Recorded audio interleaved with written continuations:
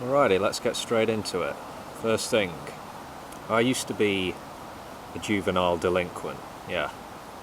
Pot smoking, vandalising, skiving off school, embarrassing my dear old mother. I was a little dickhead. A lot of boys go through a problematic phase though, right? But not all. The company I kept back in the day didn't really bring out the best in me. Kids who are looking for trouble tend to gravitate towards one another. Yeah. I got in trouble with the police on more than one occasion.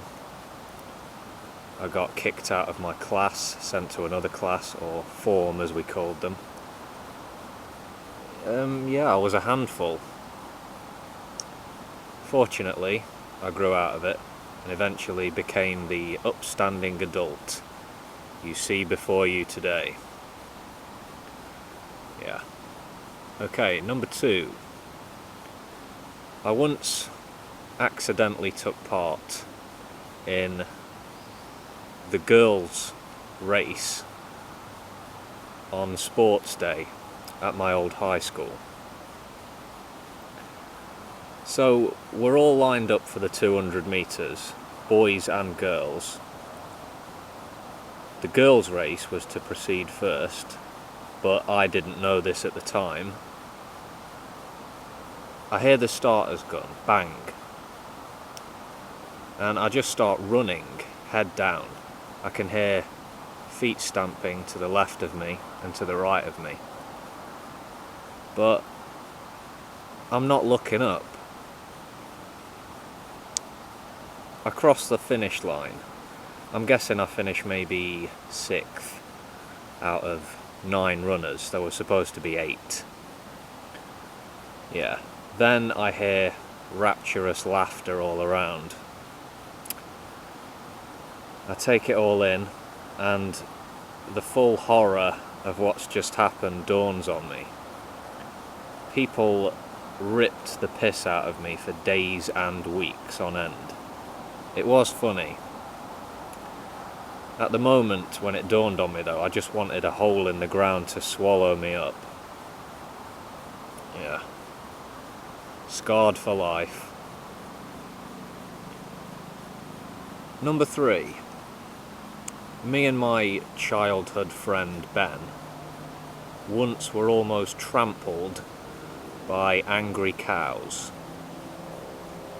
Yeah, I'm not making it up. Angry cattle.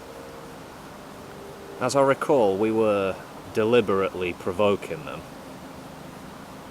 making lots of noise, disturbing the peace, and all of a sudden they just turned, formed a pack, and charged us.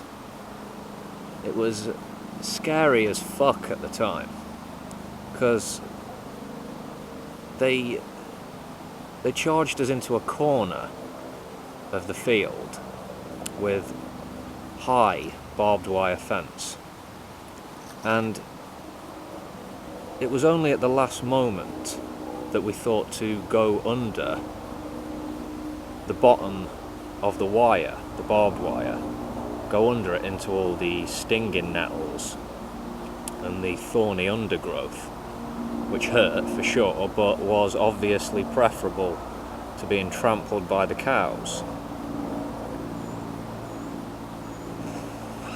Yeah, cows are not always peaceful creatures. Don't believe everything you hear.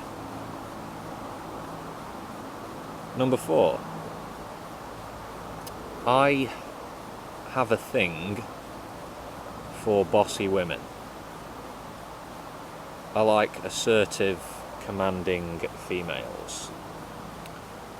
Some men are into the shrinking violet type, submissive and all.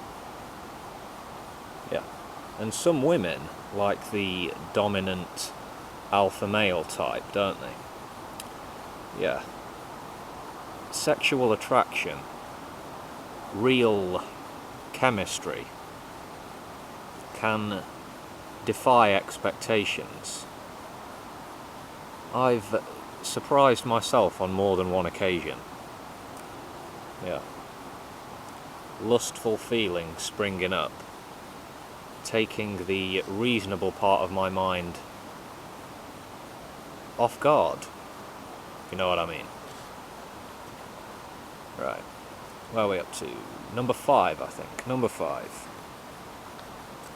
I am the only male in my immediate family who doesn't have a higher education. That is to say, I've not been to university. I don't have a degree. I'm no academic in the traditional sense. And I've always worked minimum wage jobs. I'm blue collar, as they say. Having said that, I'm certainly not anti-education. I love to read books, science articles, research papers, reviews. I'm hungry for knowledge. I like to keep an active brain. Yeah, I'm autodidactic. Yeah. Number 6. The only trophy I ever won was a Players' Player Award for Sunday League football for Moira United. Yeah. I can't recall which year. No. Anyway, there were 3 categories of awards. There was Manager's Player, Player's Player, and Clubman's Player. Player's Player was the only award which was voted on. The other 2 were just decided by the manager. So winning that award, the Player's Player, yeah, I know it's only football, it's only footy, but yeah, it sticks out because it's recognition from your peers. It was a significant moment for me on a personal level, yeah. Finally, number 7. I used to live in a town called Colville in Leicestershire, Middle England. Lived there for about a year with my brother. It's one of those former mining towns, as you might well have guessed from the name of the place. If you've never lived in a place like this, it's difficult to understand. There's a certain mood to it, which is not good.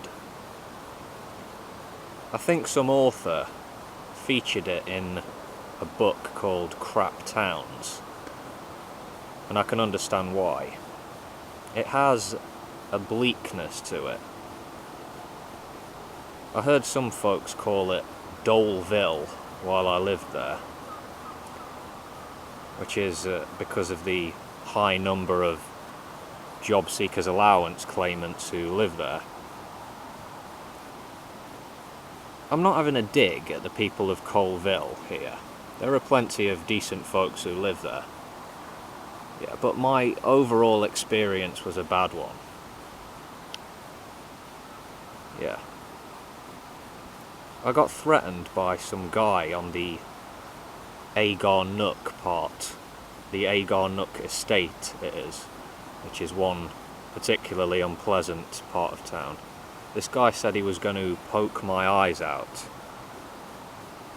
if he ever saw me again. I'd never seen this guy before in my life. I hadn't done anything to provoke him. He just came up to me and levelled that threat. I was told by some locals later on that he was a crackhead, known for doing crazy violent shit, so I kept a wide berth after that. And I had other unpleasant run-ins with obnoxious kids as well in Colville. My advice, if you were thinking of moving to Colville, don't.